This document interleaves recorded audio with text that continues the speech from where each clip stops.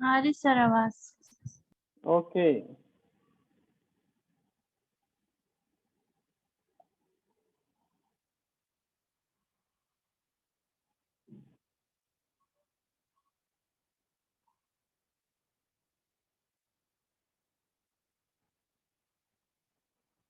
चलो अपना लेसन चल रहा है structure of atoms and nuclei. उसमें थोड़ा सा पार्ट बाकी है जो आज खत्म कर देंगे, अपना सिलेबस खत्म हो जाएगा और नेक्स्ट टाइम से रिवीजन या तो पेपर सॉल्यूशन स्टार्ट करेंगे। देखो, एनर्जी ऑफ इलेक्ट्रॉन का पॉइंट हो गया, रेडियस ऑफ बोर ऑर्बिट हो गया। अब एक छोटा सा पॉइंट इधर ध्यान दो, de Broglie explanation. Okay, de Broglie explanation. De Broglie नाम का साइंटिस्ट है, इससे पहले लेक्चर में उसके बारे में डिटेल में बताया था मैंने। उसने क्या दिया, de Broglie gives dual nature of light, light having double nature. Light travels in the form of particles as well as light travels in the form of wave. Okay, some phenomenon like reflection, refraction, these can be explained using wave nature of light, and other phenomenon like photoelectric effect can be satisfactorily explained using particle nature of light. Now see, this is the electronic orbit. देखो, centre में nucleus है, atom में, atom के centre में nucleus है और electron का orbit है जिसमें इलेक्ट्रॉन रिवॉल्व हो रहा है। अब डी ब्रॉगली के कहने के मुताबिक, according to this de Broglie hypothesis, electron सीधा सीधा रिवॉल्व नहीं हो रहा है, it travels in the form of wave. Electron wave form में ट्रेवल हो रहा है because it is having dual nature, it is having mass as well as it is having wavelength. उसको मोमेंटम भी है, उसको वेवलेंथ भी है, दोनों के बीच का रिलेशन भी डी ब्रॉगली ने दिया। तो अब सपोज फर्स्ट ऑर्बिट में इलेक्ट्रॉन है तो क्या होगा, ये जो है ये लूप से, जैसा आपने एक एक्सपेरिमेंट देखे थे मेल्डेज एक्सपेरिमेंट, उसमें 4 5 6 लूप दिख रहे थे, वैसा यहाँ पर देखो कितने लूप है, 1 2 3 4 5 6 7 8, 8 लूप से एक वेवलेंथ में 2 लूप रहते। मतलब देखो, यहाँ से वेव निकली यहाँ तक आई, एक वेवलेंथ में 2 लूप रहते। वैसे यहाँ पर है 4 वेवलेंथ, 1 2 3 4, 4 वेवलेंथ है। तो ये जो ऑर्बिट है उसका लेंथ रहता, length of the orbit is equal to integral multiple of wavelength lambda, n lambda. Suppose first orbit में उसका लेंथ रहेगा 1 लैम्बडा, सेकंड ऑर्बिट में रहेगा 2 लैम्बडा, थर्ड ऑर्बिट में 3 लैम्बडा और फोर्थ ऑर्बिट में रहेगा 4 इंटू लैम्बडा। तो ये जो डायग्राम बनी हुई है, this is for the fourth orbit. See, this is 1 lambda, 2 lambda, 3 lambda and 4 lambda. so 2 pi r is equal to n lambda. 2 pi r is the length of circular orbit of electron. 2 pi r is the formula for circumference of the circle. 2 pi r is equal to n lambda. N is integral number 1 2 3 4 5, any number it can take, but integral value. So Rn, radius of nth orbit, lambda n, wavelength in the nth orbit. तो ये formula दिया D Broglie ने, कौन सा, 2 pi r is equal to n lambda. तो lambda का value क्या आएगा, n को डिनोमिनेटर में लो, 2 pi r divided by n। Okay, अब वेवलेंथ का और एक फॉर्मूला अपने पास एक डी ब्रॉगली ने दिया था, लास्ट लेक्चर में देखे थे, lambda is h upon p। Lambda is h upon p। Okay, lambda is wavelength, h is Planck constant, p is momentum. Momentum का फॉर्मूला रहता mv। तो लैम्बडा के दो फॉर्मूले मिले, एक 2 पाई r अपॉन n, दूसरा h अपॉन p, दोनों को इक्वेट करेंगे तो h upon p is 2 pi r upon n। Okay, तो इस पे p इधर लो, p फाइंड करना है अपने को, इधर टर्म्स रीअरेंज करके मिलेगा nh upon 2 pi r, p is equal to nh upon 2 pi r। अब ये हो गया मोमेंटम, एंगुलर मोमेंटम कैसा मिलता? Angular momentum L is P into r. तो L P R, तो इसमें P का वैल्यू क्या है? NH अपॉन 2 पाई R डालेंगे तो R कैंसिल हो जाएगा, बचा सिर्फ NH upon 2 pi. L is equal to NH upon 2 pi. This is Bohr's second postulate। ये बोर के 3 पोस्टुलेट में आपने देखे थे। सेकंड पोस्टुलेट क्या था? Angular momentum is equal to integral multiple of h upon 2 pi. तो बोर ने जो दिया था सेकंड पोस्टुलेट, वो थ्योरेटिकली प्रूव किया डी ब्रॉगली ने। तो ये फॉर्मूला भी याद रखो, ठीक है। अब नेक्स्ट एक छोटा सा पॉइंट बाकी है, उसमें के बहुत सारे चीजें तो ओमिट हो गए हैं। Radio activity. Okay, radio activity क्या रहता है? रेडियो एक्टिविटी कुछ मटेरियल है जैसे यूरेनियम, रेडियम, थोरियम, ये मटेरियल जो अनस्टेबल रहते, जिसका atomic mass number A greater than 82 है, they are called unstable, so they emit highly penetrating radiation। जैसे यूरेनियम है, यूरेनियम के न्यूक्लियस में से कंटिन्यूअस रेडिएशन निकलते रहते। कौन से radiation? Alpha ray, beta ray and gamma ray. Radio activity आपने 10th में भी सीखे थे। Uranium, radium, thorium emit continuously alpha, beta, gamma radiation। Okay, so they disintegrate। उनका क्या होता? एटॉमिक नंबर आहिस्ता आहिस्ता कम होता रहता, मास नंबर कम होता रहता और दूसरे एलिमेंट में वो ट्रांसफॉर्म होते। ओके, तो सबसे पहले रेडियो एक्टिव सब्सटेंस किसको बोलते हैं? The substance which emit spontaneous emission of radiation from their nuclei is called radioactive substance। ये सब्सटेंस में से कंटिन्यूअसली उनके न्यूक्लियस में से रेडिएशन इमिट होते, these are called radioactive substance। और फिर रेडियो एक्टिविटी की डेफिनेशन क्या आएंगी? See, the phenomenon of spontaneous emission of radiation from radioactive substance is called radioactivity। The phenomenon of spontaneous emission of radiation, जो radiation emit हो रहे है spontaneously, ये जो फिनोमिनन है उसको बोलते हैं रेडियो एक्टिविटी। सबसे पहले किसने डिस्कवर किया? Henry Becquerel. Okay, he discovered radio activity. ये हो गया रेडियो एक्टिविटी की डेफिनेशन। लेकिन अपने को देखना है law of radio active decay. ये लॉ और उसका प्रूफ देखना है। लॉ का नाम है law of radio active DK.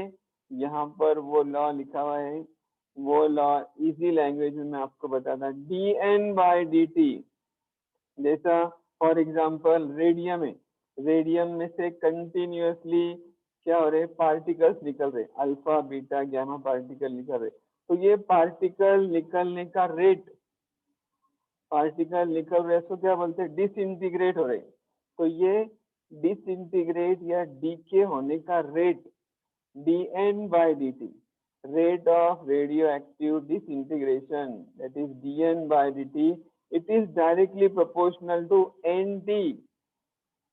rate of radioactive disintegration is directly proportional to number of atoms present at that instant, or number of nuclei present at that instant।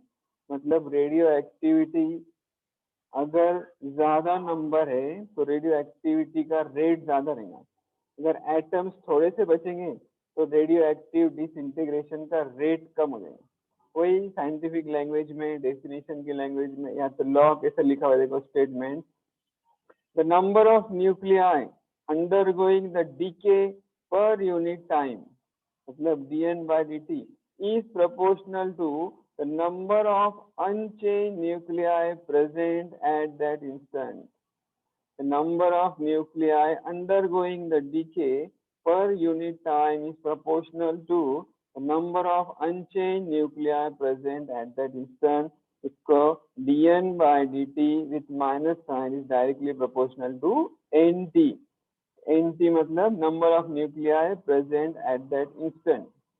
अब इसमें negative sign दिया हुआ है, और दूसरी चीज यहाँ है डायरेक्टली प्रोपोर्शनल टू, इसको जब इज इक्वल टू लेंगे तो एक कांस्टेंट लेना पड़ेगा, कांस्टेंट यहाँ लिए lambda. This lambda is called decay constant, याद रखो लैम्बडा का नाम है डीके कांस्टेंट। और यहाँ पर निगेटिव साइन क्यों दिया है, ये वाला या तो ये वाला, negative sign indicate that nt is decreasing with time. Negative sign indicates that number of nuclei decreases as time increases. जैसा जैसा टाइम पास होते जाएगा तो नंबर ऑफ एटम्स कम कम होते जाएंगे, डिसइंटीग्रेट होंगे, अपोजिट है दोनों, इसलिए यहाँ निगेटिव साइन दिया। ठीक है, अब इसके टर्म्स रीअरेंज करेंगे, इसका इंटीग्रेशन लेना है। इंटीग्रेशन लेते हैं, आपको पता है dn के साथ n चाहिए, dt के साथ t चाहिए, dx रहेगा तो उसके साथ x चाहिए, या dn के साथ n चाहिए, इसलिए dn upon nt is dt right में लो minus lambda dt। Now you can integrate, दोनों साइड में इंटीग्रेशन का साइन दो। nt का इंटीग्रेशन कहाँ से हो रहा, n0 to nt, lower limit n0 upper limit nt, और इधर जो t है ये t का lower limit 0 upper limit t। अब n0 is number of parent atom at time t is equal to 0। जैसा अभी मैंने बताया रेडियम है, रेडियम जब माइन में से निकालेंगे, रेडियम के कान में से जब रेडियम निकालेंगे तो उसमें जितने एटम्स प्रेजेंट रहेंगे उनको बोलते हैं पेरेंट एटम। और फिर जैसा जैसा टाइम निकलेगा वो डिसइंटीग्रेट होगा, दूसरे एलिमेंट में कन्वर्ट होगा, वो एलिमेंट को बोलते हैं डॉटर एलिमेंट। ऐसा वो पेरेंट और डॉटर का कंसेप्ट है। ठीक है, तो अब इसको इंटीग्रेट करो, dn अपॉन n का इंटीग्रेशन होता है log n, आपको पता होगा मैथ जिसको है, dn अपॉन n का इंटीग्रेशन आता है log n, तो log nt लोअर लिमिट लिखे n0, अपर लिमिट लिखे nt, राइट साइड में माइनस लैम्बडा, वैसा इंटीग्रेशन ऑफ dt t। तो if you put the limit, पहले लिमिट डालो nt, फिर लिमिट डालो n0, तो क्या आएगा log nt minus log n0, minus रहेगा, log में तो डिवीजन होता, log nt upon n0 is minus lambda t, इधर साइड log है, log का जब राइट में लेंगे तो क्या रहता, ये log जिसको मैथमेटिक्स उसको मालूम है, this is the log to the base e, ये log अगर मैं निकाल दिया nt अपॉन n0 तो इधर आएगा e raise to minus lambda t. Okay, e raise to minus lambda t, तो nt is equal to n0 e raise to minus lambda t. nt is n0 e raised to minus lambda t, this is the decay law of radioactivity, तो बोलते हैं decay law। अब इसमें the rate of decay मतलब minus dn by dt is also called as activity AT, का दूसरा नाम है एक्टिविटी AT। ये एक्टिविटी कैसे लिखेंगे, इक्वेशन 3 और इक्वेशन 1 यूज करेंगे।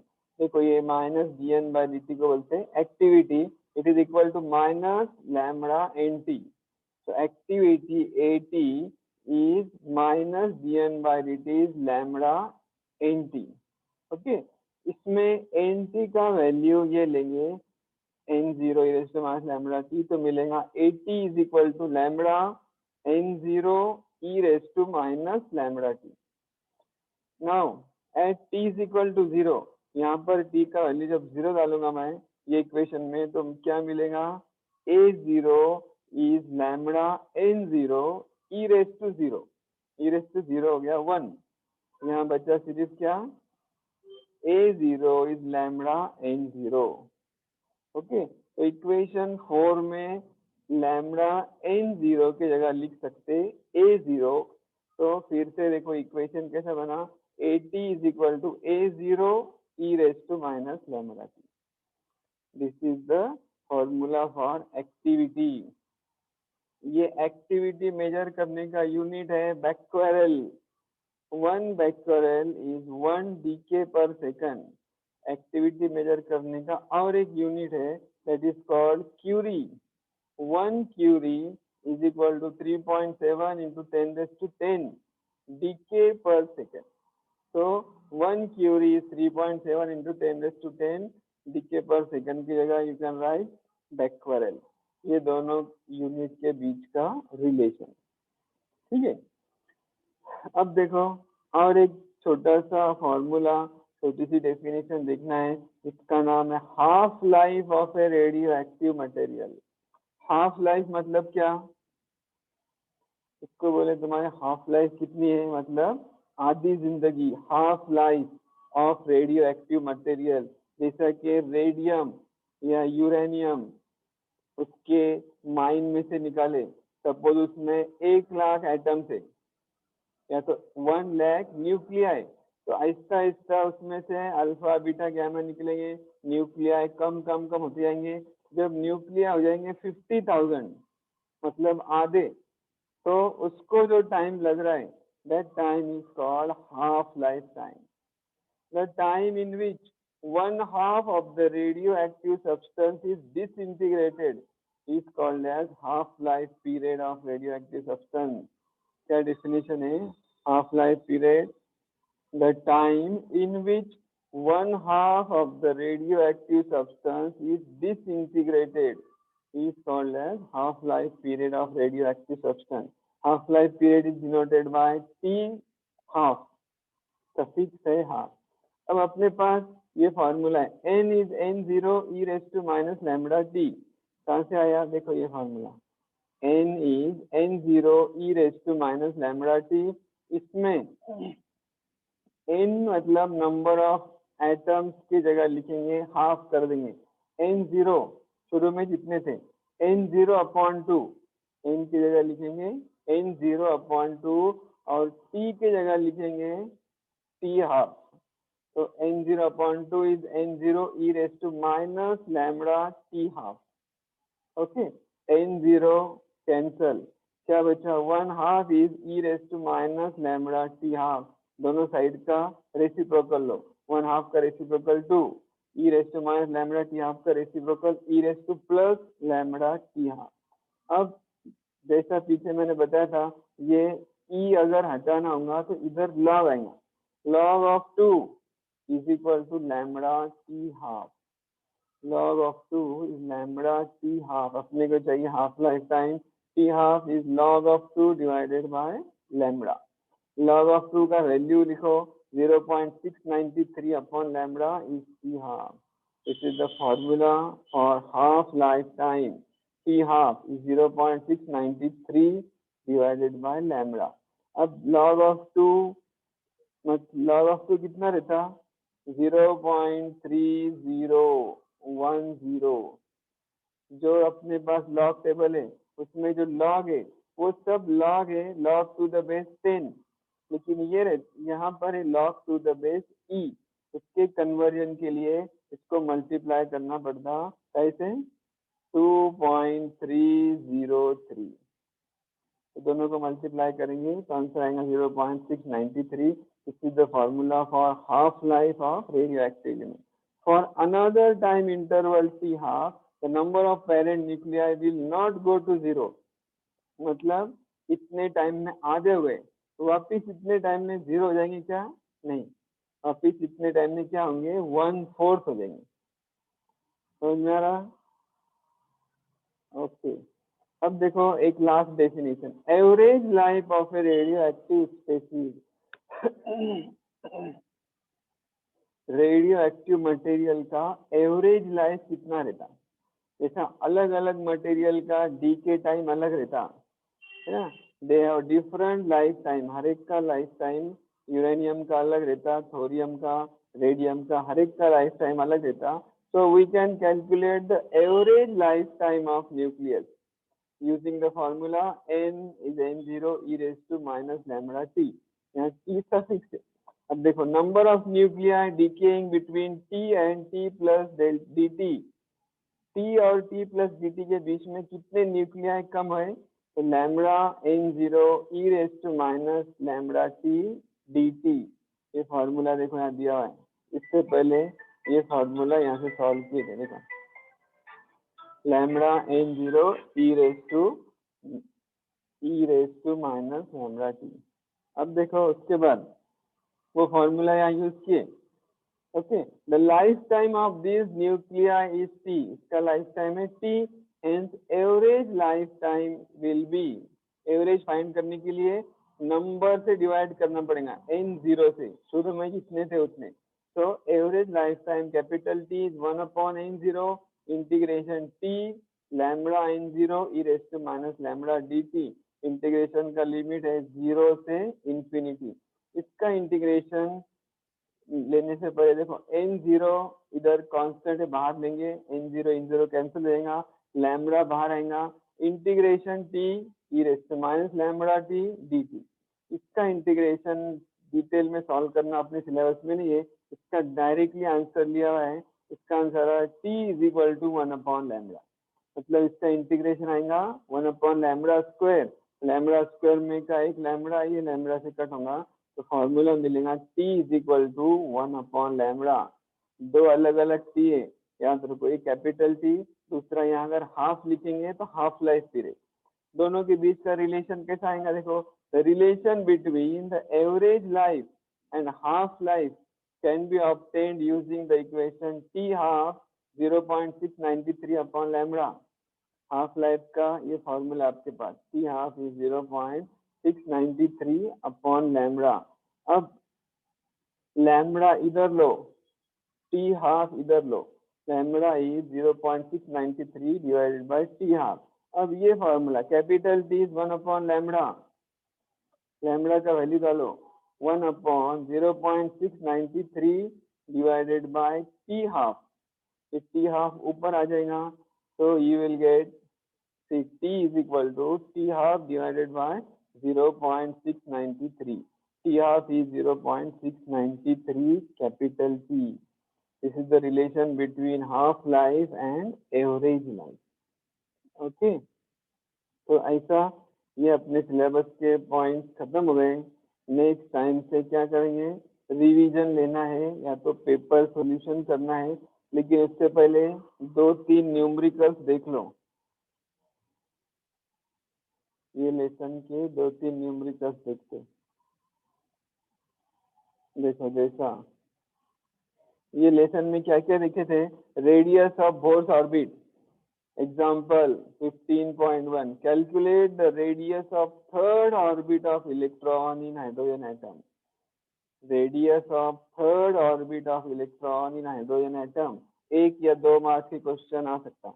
तो radius of nth orbit is given by, the radius of nth orbit is given by Rn is a0 n square. Rn is a0 n square. कहाँ से मिला है formula, a0 means radius of first orbit and n square is the integral number. Hence, the radius of the third orbit, if you take n is equal to 3, R3 is a0 3 square। इसमें से a0 दिया रहेगा numerical में, a0 मतलब radius of first orbit into 9, radius of first orbit is 0.053 nanometre, उसको 9 से multiply करेंगे तो आएगा 0.477 नैनोमीटर। ऐसा आप third orbit, second orbit, fifth orbit, जिसका भी पूछेंगे रेडियस फाइंड कर सकते हैं। ओके, अब एनर्जी का एक प्रॉब्लम करेंगे, determine the energies of the first 2 excited states of the electron in hydrogen atom. Hydrogen atom में इलेक्ट्रॉन का फर्स्ट एक्साइटेड स्टेट और सेकंड एक्साइटेड स्टेट का एनर्जी फाइंड करना है। And what are the excitation energy of the electron in these orbit. इसके लिए आपको मैंने एक बुक दिया था उत्तम की फॉर्मूले की, उसमें सब फॉर्मूले न्यूमेरिकल्स अक्सर ज्यादा आते हैं एग्जाम में, बोर्ड के एग्जाम में न्यूमेरिकल्स ज्यादा आते हैं। सब फॉर्मूले याद करो और जो भी फॉर्मूला ये अप्लाई हो रहा है अगर आपने याद किए होंगे तो आपको फौरन वो क्लिक होगा, न्यूमेरिकल सॉल्व कर सकते। जैसा एनर्जी ऑफ इलेक्ट्रॉन का फॉर्मूला है En is -13.6 divided by n square. मतलब फर्स्ट ऑर्बिट के लिए n का वैल्यू 1, सेकंड ऑर्बिट के लिए 2, थर्ड ऑर्बिट के लिए 3, ऐसा। तो यहाँ पूछा हुआ है फर्स्ट टू एक्साइटेड स्टेट, मतलब सेकंड ऑर्बिट के लिए फाइंड करना होगा E2 is -13.6 divided by 2 square. Okay, -13.6 divided by 2 square means 4, -13.6 को 4 से डिवाइड करेंगे तो आएगा -3.4। This is the energy of electron in second Bose orbit. For third, energy of electron in third Bose orbit is -13.6 divided by 3 square, that is 9. So you will get -1.51 electron hole. Bore के second और third orbit की energy मिली। अब पूछा हुआ है excitation energy, मतलब कितनी energy देंगे तो वो इलेक्ट्रॉन उसमें आएगा, वो ऑर्बिट में आएगा। तो excitation energy of electron in first excited state are 10.2। 10.2 electron होल कैसा मिला? तो देखो -3.4 माइनस 13.6, माइनस माइनस प्लस हो जाएगा। 13.6 में से 3.4 गए, बचा 10.2 इलेक्ट्रॉन होल। और उसके बाद 13.6 में से 1.51 गए तो बचा 12.09 इलेक्ट्रॉन होल। ऐसे दो एक्साइटेशन एनर्जी आप फाइंड कर सकते। उसके बाद देखो एनर्जी लेवल डायग्राम बनाए थे आपने, उसमें अलग अलग सीरीज थी, लाइमन सीरीज, बाल्मर सीरीज और पास्कल सीरीज। लाइमन सीरीज के लिए था n = 1, बाल्मर सीरीज के लिए था n = 2, पास्कल सीरीज के लिए था n = 3। तो pascal series calculate the wavelength of the first 3 lines in Pascal series of hydrogen atom. The wavelength of line in Pascal series n = 3 are given by the formula 1 upon lambda is RH 1 upon n square minus 1 upon n square, n तो है 3। उसके बाद RH constant है, उसका value numerical में दिया रहेगा या तो बोर्ड के एग्जाम में पेपर के शुरू में दिया रहता है वैल्यूज ऑफ द कांस्टेंट। तो आएगा 1.097 into 10⁷, 1 upon n square, n का वैल्यू 3 वैसा के वैसा। फर्स्ट मेंबर के लिए m का वैल्यू 1, सॉरी फर्स्ट मेंबर के लिए m का वैल्यू 4, सेकंड मेंबर के लिए 5, थर्ड मेंबर के लिए 6। पहले m का वैल्यू 4 डालेंगे तो आएगा 1 upon lambda 1, 1 upon lambda 1 is 1.097 into 10⁷, 1 upon 3 square minus 1 upon 4 square। तो 3 स्क्वायर वैसा है -1 upon 4 स्क्वायर। इसको सॉल्व करेंगे, आंसर आएगा 0.0533। फिर सेकंड मेंबर के लिए ये 3 वैसा ही रहेगा, 4 की जगह आएगा 5। फिर इसको सॉल्व करेंगे तो आंसर आएगा 0.075 इंटू 10⁷। फिर थर्ड मेंबर के लिए 3 वैसा ही, 4 5 की जगह आएगा 6। इसको सॉल्व करेंगे, सॉल्व कैसा करने का, इसका मल्टीप्लीकेशन करने का, 9 इंटू 36, ऊपर आएगा 36 माइनस 9 दैट इज 27। ये टर्म वैसा है, इसको मल्टीप्लाई करो और आंसर मिलेगा 1.094 इंटू 10⁻⁻6। ओके, ऐसे न्यूमेरिकल्स आते, ये न्यूमेरिकल्स टेक्स्ट बुक में भी दिए हुए, सॉल्व अनसॉल्व सब न्यूमेरिकल सॉल्व करो। कुछ जो पार्ट रिड्यूस हो गया है वो पार्ट पे पूछे हुए न्यूमेरिकल्स एग्जाम में भी नहीं आएंगे, वो न्यूमेरिकल्स आप छोड़ दो, कौन सा पार्ट रिड्यूस हुआ है वो आपको पता है। ठीक है, ये न्यूमेरिकल्स रिड्यूस हो गए। ठीक है, अब जैसा एक न्यूमेरिकल और एक देखते हैं 15.10। See, the activity of a radioactive sample decreases from 350 per second to 175 per second in 1 hour। 1 घंटे में कितने कम हो रहे न्यूक्लियाई? 350 से हो गए 175। Determine the half life of the species.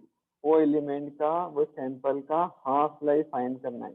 तो the time dependence of activity is given by, अपने पास फॉर्मूला है क्या, AT is A0 e raised to minus lambda t, where AT and A0 are activity at time t and 0। तो AT की जगह लिखेंगे 175 और A0 मतलब शुरू में कितने थे 350, 175 is equal to 350 e raised to minus lambda t। 1 our, 1 घंटे के लिए t कितना 3600 सेकेंड। ओके, तो इसको जब सॉल्व करेंगे तो देखो ये 350 upon 175 e raise to minus lambda t को प्लस लैम्डा टी करने के लिए फिर 350 अपॉन 175 इधर लॉग लेंगे, log of 2 that is 0.6931। तो लैम्डा 3600 को डिनोमिनेटर में लो, लैम्डा इज 0.6931 डिवाइडेड बाय 3600। तो सॉल्व करेंगे 1.925 into 10⁻⁴ सेकेंड इनवर्स। तो half life time T half का फॉर्मूला है 0.693 अपॉन लैम्डा, इस पर से लैम्डा फाइंड किए, वो लैम्डा का वैल्यू इधर डालो 0.693 divided by 1.925 into 10⁻⁴ is equal to 3.6 into 10⁻�3। Okay, ये मिला अपना हाफ लाइफ पीरियड।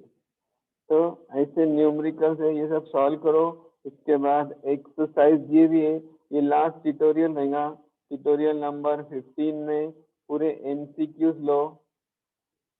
देखो choose the correct option, MCQ लो। ये जैसा दिख रहा है देखो, in solving problem use mass of electron, charge on mass of proton, U mass of neutron, MH, ये सब वैल्यूज जो यूज होने वाले बोर्ड के क्वेश्चन पेपर में जो लगने वाले, वो सब जहाँ नोट लिखा हुआ रहता है, जैसे लॉग टेबल इज कंपल्सरी जैसा नोट लिखा हुआ रहता, वैसा यहाँ सब कांस्टेंट के वैल्यू दिए हुए रहेंगे, वो वैल्यूज आप यूज करो।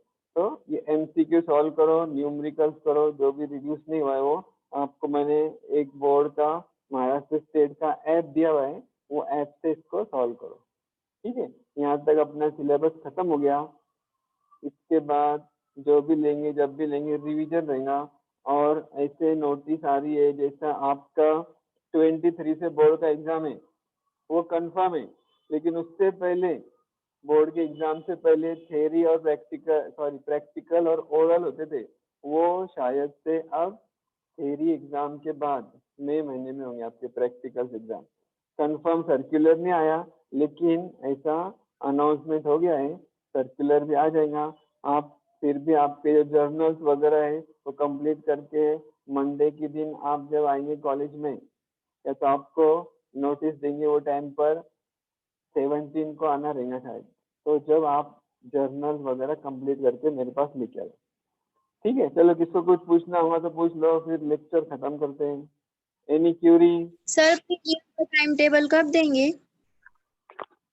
कहीं का टाइम टेबल प्रीलियम प्रीलियम का टाइम टेबल मंडे ट्यूसडे को देंगे। ठीक है, चलो फिर नमाज का भी टाइम रहा है, लेक्चर खत्म हो गया। तो अल्लाह हाफिज।